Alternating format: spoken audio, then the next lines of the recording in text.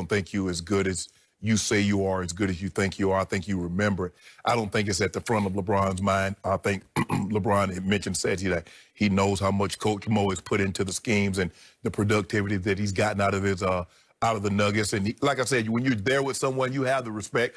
But obviously, when someone coaches you, Skip, or they're on the staff with you, and they think someone else is better than you, yeah, I'm like, damn, dude, you was here. You saw the work I put in this thing, and you know what I'm capable of. But you know, that's his opinion. I mean, it's hard to get get upset with someone's about their opinion, Skip. But LeBron's like, you know, we gonna see. We gonna toss this thing up at about getting close. About 8, 9 hours. We gonna toss this thing up. We'll see. So to me, this isn't obviously on par with somebody insulting LeBron's mom or his wife, but in a basketball context, I don't think you could sting LeBron any deeper than in comparing him to Jordan to say LeBron doesn't have the killer mentality that he said that he heard, or so, because Mike Malone didn't obviously coach Michael Jordan, but that Michael was supposed to have had. Well, he did, because I was there and I saw it. That is the essence of my issue with LeBron James. He doesn't have Michael's killer, that assassin mentality, the killer will that Jordan had. That's what separates those two. In the very end, obviously LeBron's very talented. He puts up great numbers. He's playing longer than Michael played. He takes better care of himself than Michael thought about taking care of himself, especially in those last couple of years in Washington, in the 3 that he took off. But in the end, that's what separates. LeBron doesn't have that killer intangible. Skip, you like movies. You big in the movies. You like John Wick, right? You John Wick, one of your favorite, right? 1, 2, 3. Oh. Yep. You like Jack Reacher also? Mm-hmm. They do the same thing. At the end of the day, they get the guy, right? One guy just killing up everybody. Sometimes Jack Reacher, he leave him so they can tell, hey, I was here. Go let your boss know I was here. That's it. At the end of the day, Skip Bayless, we get the job done. Those we ain't got movies. This is real life. In real life, my guy, look at who my guy is, year 17. Yeah. Who did that in year 17? Tell me the guy that's doing what he's doing in year 17. I'm waiting. Considering Michael only played 15. Are we really counting 14 and 15? You really want to count those at Washington? If you really want to count those, you're welcome to. Oh, nobody wants to count those. But had he won a title, you'd have said Michael Jordan won a title. He got 7, and he won it in year 14 and 15. But because he was, stir fry, nobody wants to talk about Washington, but I will. He was a ceremonial player. And we don't do ceremonies. We don't do ceremonies. We do the real deal. My guy ain't no ceremonial. You beat my guy up last year. He had that little groin. Come on, LeBron. The little groin. I mean, a little groin shouldn't be able to keep old big LeBron down. He came back bigger, stronger, faster than he ever been. He went 28 and 27 his first go-round with the Lakers. Is that good? What your guy go? What your guy go in year 14, 15? Average a little 20 points. 20 little points. 20 little bit. Not in shape. Huh? Pretty good for now. Whose fault is that? Well, you know, Egg is a shape. 3 years. Apple are shapes. Yeah. He might have been one of those shapes. Look at my guy. Chiseled. 6'9", So, 245. So okay, everybody has a lot of respect for old Mike Malone. Yeah. He just pulled off the greatest upset in playoff history. No, we did that. We did that in 2016. Skip Bayless. There's no Kevin Durant. That didn't count. Come on. But they didn't have Kevin Durant either.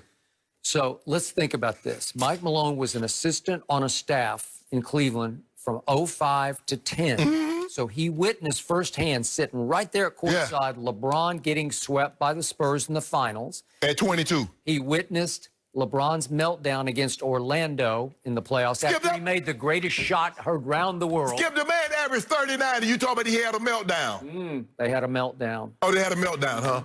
Then against Boston, the last go-round, the first time in Cleveland, when he played LeBron, I thought the greatest game of his career in Game 3 at Boston on a Friday night. I just sat back in awe of it. And then what happened in Game 4, 5, and 6? His owner eventually accused him of quitting in those games. Well, Steve Ballmer need to accuse Kawhi and Paul George of quitting. Can you imagine? Just imagine let's just say for the sake of argument, on those teams in 2010, when you said he quit, he'd have had someone the equivalent of Paul George. Or he'd have had someone the equivalent of sixth man of the year coming off the bench. Kawhi Leonard was up 3-1 with Paul George. This isn't about Kawhi Leonard. This is about LeBron James up against a Mike Malone who just back on April 21st said he doesn't have the killer mentality that Jordan did. So what killer was, mentality? hold on, time out, Skip. Okay. That's the ultimate shot. What years, so he got LeBron as an 18, 19, 20, 21-year-old? Well, 05, yeah. Well, yeah, so the man 19, the man a teenager. So guess what guess what your teenager was doing? He was asking his mom to send him stamps. I thought he was the GOAT. Yo, your guy was 19, was asking mom to send him a roll of stamps. Yep. My guy was buying mom a house. My guy was paying utilities. Your guy was living at the expense of North Carolina. So are you really going to compare a 19-year-old grown man paying bills as opposed to a guy that's asking his mom to send him stamps? There is a reason that one guy is 3-6 in the finals, and the other guy went 6-0 with 6 MVPs in the finals. There's a reason it's called killer will, killer mentality. Well, if we had Phil, can we get Phil Jackson? Can give us Phil Jackson? Give us Phil Jackson for 6 years. Give us Greg Popovich for 6 years.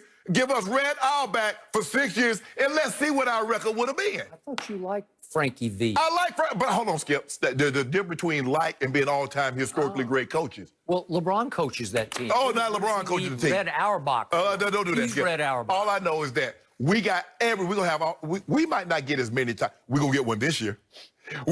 Do you? But he got to deal with us. That's what you're saying publicly. We got to deal with us. You should have something. Because if you're that dude, you should have that killer. Hey, don't come. And at the game, when the series, don't come shaking my head. Hey, you're a heck of a ball player. No, I don't want to hit none of that. Yeah. You already took your shot. You took your shot. shot. I know where you stand with me. I agree. So don't come up here and try to pile me up. Kick rocks out my face, out my face. Correct. Thank you.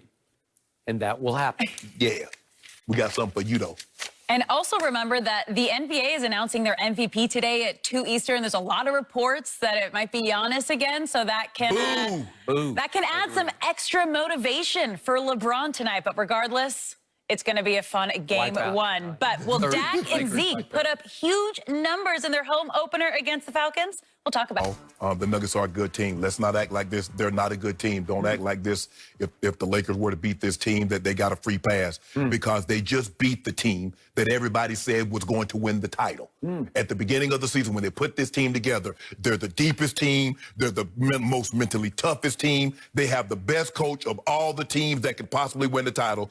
That was bestowed upon the Clippers. And this team dispatched them being down 3-1. So give them their due. Give them their credit. So you're saying the Nuggets are better than the Clippers? The Nuggets are better than the Clippers.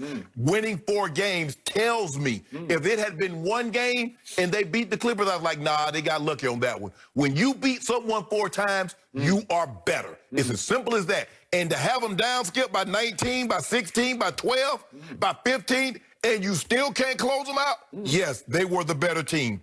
The Lakers will not make the mistake of underestimating the Nuggets. They know what the Nuggets represent. Yes, I think that the record is 3-1 against the Nuggets, but they were all tough. And the seedings game, Skip, you know, the Nuggets didn't play their guys down the stretch, and they couldn't miss.